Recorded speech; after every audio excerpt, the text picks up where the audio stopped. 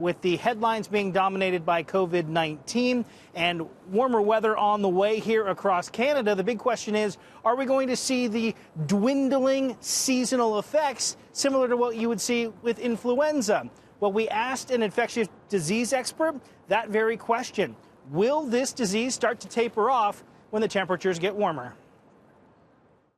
I don't think the same rules for seasonality necessarily apply in the context of an epidemic. As we enter the warm season, conventional thinking is that viruses and illness, they tend to hit a lull, but recent history has proven otherwise. 2009, we had a big H1N1 pandemic.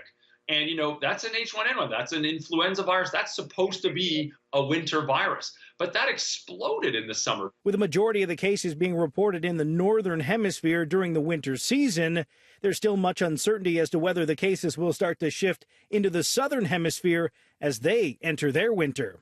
Some people think it'll burn out in the summer months. Other people think, there's no chance for that happening as long as there's transmission going on. But sadly, this is a bit of a wait and see approach. And really what we need to do is prepare for the scenario where, weather does not affect the epidemic.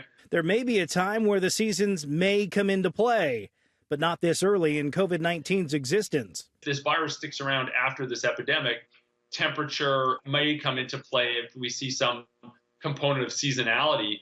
So where does that leave us after this initial spreading period? It comes down to three scenarios. Is this just going to peter out and die out? Or is this going to just have very low levels of transmission year round?